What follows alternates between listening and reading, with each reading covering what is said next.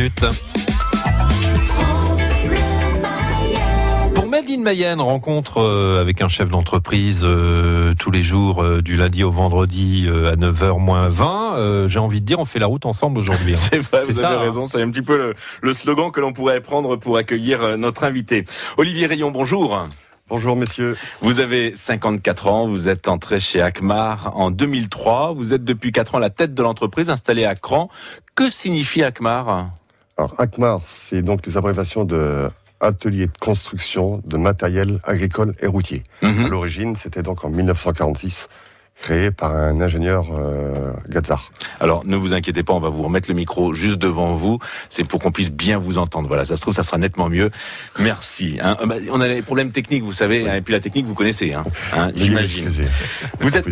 Vous êtes concepteur d'équipements pour la construction et la maintenance des routes. Alors, concrètement, que faites-vous ? Donc, à l'origine, nous commercialisation des matériels souvent surnommés comme ça les bouilles, les goudronneuses. Donc on fabrique bouilles. On appelle ça des bouilles dans le jargon. Oui, parce que bouilles. Vous voyez maintenant quand vous croiserez ce type de véhicule sur le bord de la route, tiens, une bonne bouille. Exactement.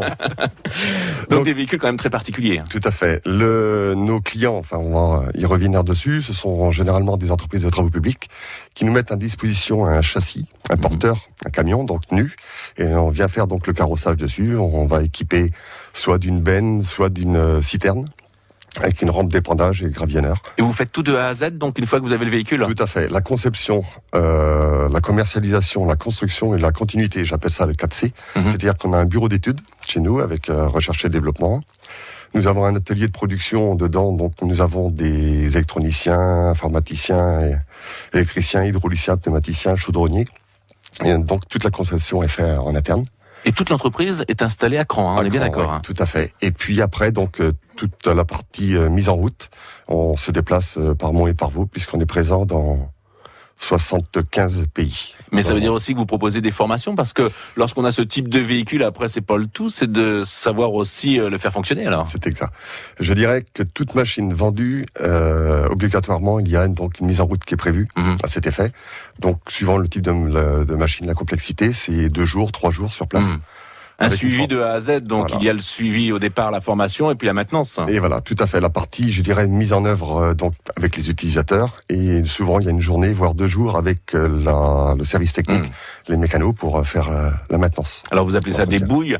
Ce sont quand même des véhicules qui ont des termes aussi un petit peu plus précis. Je vous propose d'ailleurs d'en présenter quelques-uns de ces véhicules. Les par exemple. De quoi s'agit-il ? Alors les pendeuses, l'origine donc c'est du bitume qu'on le met dedans pour l'étaler. Alors, si je vous donne, on va pas trop rentrer dans la technique, mais si je vous donne un principe de dire voilà, je vais mettre 1,2 kg au mètre carré, je programme sur mon automate 1,2 kg et ça représente au sol 1 mm 2. Donc il y a une maîtrise totale de l'épandage. Et c'est très technique. Jusqu'à 6 mètres de large. Qu'est-ce que la répandeuse gravillonneuse ? Alors c'est l'addition d'une répandeuse. Oui. Et d'un camion benne sur le même camion, donc on étale en simultané le bitume et le gravillon. Et j'ai trouvé également le pointe-à-temps. Ah, le pointe-à-temps. Le pointe-à-temps, c'est un véhicule ? C'est un véhicule, un carrossage, donc c'est toujours une cuve bitume. Et gravillon, par contre, c'est pour faire des travaux curatifs. Qui, malheureusement, aujourd'hui, on en trouve de plus en plus. C'est pour boucher les nids de poules, les trous. C'est ça, d'accord. Donc, quand on dit un pointe-à-temps, il faut réparer les nids de poules à point et à temps pour éviter que ça aille trop loin en dégradation. Voilà donc les véhicules fabriqués à Cran par la société Akmar. On va bien sûr continuer à parler de votre entreprise. On va s'intéresser aussi à vos clients dans une minute. Il est 9h moins le quart. On se dit tout sur France Bleu. Vanessa Lambert. Vous faites le métier dont vous avez toujours rêvé. Votre métier n'est pas connu, votre métier est votre passion, votre métier est très rare et vous en êtes fier. Bref, vous adorez votre métier. Venez nous en parler. On se dit tout avec Vanessa Lambert, ce soir de 22h à minuit sur France Bleu. Le club des gonzesses de France Bleu Mayenne rencontre pour vous Muriel Ross, fondatrice et éditrice du magazine Femme majuscule, accompagnée d'un psychiatre et psychanalyste, le docteur Thierry Delcourt. On Ensemble, nous débattrons de l'image de la femme dans les médias. Cette femme vous ressemble-t-elle ? Une émission des Gonzesses à suivre samedi 6 février de 15h à 16h avec aussi des extraits de la rencontre en vidéo sur notre page Facebook France Bleu Mayenne au même moment. Et pour poser vos questions, rendez-vous tout à l'heure entre 16h30 et 17h au 02 43 67 11 11. La suite de Made in Mayenne, Pascal. Et nous restons bien sûr avec Olivier Rayon, qui est à la tête de l'entreprise Akmar à Cran. Alors vous nous avez présenté les véhicules que vous fabriquiez dans vos ateliers, des véhicules parfois même adaptés pour certains travaux. Oui, on a souvent donc des demandes spécifiques et maintenant de nos clients qui ont souvent des contraintes, soit de géographie, climat ou d'implantation. Donc on a fabriqué il y a quelques années une épandeuse, on l'a surnommée, parce qu'on aime bien les surnoms, la Teckel. La Teckel, d'accord. C'est-à-dire qu'elle était très basse et très longue. Et le chantier qui était donc l'A89 sur Paris, il y avait un tunnel, donc le tunnel faisait 2,20 m de hauteur. Il fallait donc fabriquer un matériel qui puisse passer sous ce tunnel. Et donc très basse, très longue, voilà. D'où ce Teckel. Ouais, ça fait un sacré Teckel quand même. Oui, ça fait, en effet. Alors c'est vrai que vous fabriquez de nombreux véhicules. Tous ces véhicules sont fabriqués à Cran. Combien de véhicules sortent des ateliers chaque année ? Pour rester, je dirais, correct, on va dire, c'est une grosse machine par semaine. Donc c'est une 50aine à l'année. Et alors qui sont vos clients ? On l'a dit tout à l'heure, les entreprises de travaux publics, mais pas que quand même. Alors, travaux publics, donc tout ce qui émane pour le revêtement routier, l'entretien routier. Donc généralement, c'est des entreprises, les nationaux que l'on appelle. Pour les citer, les trois, c'est les Bouygues, Vinci et Eiffage, plus connus sur Colas, Greg, ou Eurovia, ou Eiffage. Voilà. Ça, donc, c'est une partie de notre clientèle. L'administration, donc maintenant les conseils départementaux, qui ont des services techniques, les villes, les comités de communes. C'est une partie de clientèle, donc on appelle nous l'administration. Et bien évidemment, toute l'entreprise, les TPE, les PME, que l'on connaît dans la région, Benoît-Maurice pour les citer, Louchard, Chazé, Béziers, des groupes comme Pigeon, voilà, sont nos interlocuteurs. Et vous êtes seul sur le marché ? Non. Non. Il y a de la concurrence alors ? Oui, il y a de la concurrence. Mais la concurrence, alors je vais revenir un peu dessus, pour finir pour les clients. Donc la partie à l'export, on a surtout affaire à des grosses entreprises de travaux publics. L'administration, très peu. Maintenant, la concurrence, on en a, je dirais, française. Je vais revenir en finale. Et on en trouve un petit peu, je dirais, dans tous les pays, en Angleterre, en Allemagne. Oui, parce que vous travaillez également avec des pays étrangers. Tout à fait. La part entre le marché français... C'est 50% export. À peine, on est à 48% d'export. Et principalement l'Europe de l'Ouest, toute l'Afrique. L'Afrique du Nord, énormément. L'Afrique noire, que j'appelle Ouest. L'Afrique du Sud, on est numéro 1 là-bas. Nous sommes maintenant en Amérique du Sud.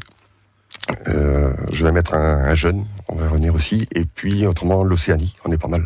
Donc en effet, le marché de l'export, vous le dites, 50% est confronté, vous êtes confronté donc à une concurrence sur la étrangère. Par contre, on a souvent, je rencontre notamment en Afrique, une concurrence française, puisque nous sommes 2 constructeurs en France. Et alors, je vais le dire, Cocorico, on est reconnu comme la meilleure technologie mondiale. D'accord. Donc oui, en effet, Cocorico. Hein. L'autre entreprise est installée à quel endroit ? En Mayenne. Non, c'est pas vrai. Si, tout à fait. À Cos et de Vivien. Les 2 grosses entreprises donc sont sur le même territoire. Sur le même territoire. Mais pour travailler avec l'ensemble du monde finalement, on l'aura compris. Combien de salariés d'ailleurs dans votre entreprise ? 60 salariés, dont je dirais 10% sont des jeunes qui sont soit en contrat alternance ou en contrat de professionnalisation. J'en ai dans plusieurs services, en chaudronnerie, en R&D, en RH, en comptabilité. Et vous êtes très attaché au fait d'embaucher des jeunes. Oui. Comme je dis souvent, on est une entreprise citoyenne et quand j'ai débuté, j'ai eu du mal à trouver quelques petits travaux, entreprises qui puissent nous faire découvrir. Et j'ai eu des enfants, bien sûr, qui ont eu le même problème. Donc, dès que je peux, je le fais. Ouvrons la porte aux jeunes pour leur permettre, bien sûr, d'apprendre le métier. Oui. Et puis, par la suite, les passionnés, bien sûr, les inviter à partager avec nous. Et comme je parlais tout à l'heure de l'Amérique du Sud, je vais mettre un VIE en place, notamment au Chili, Il sera là-bas pour 1 an, voire 2 ans. Une belle expérience. Une belle expérience pour rentrer dans le monde du travail. Sujet dans l'air du temps, et dont on parle d'ailleurs beaucoup en ce début d'année, les 35 heures. Vous avez souhaité vous exprimer sur ce sujet.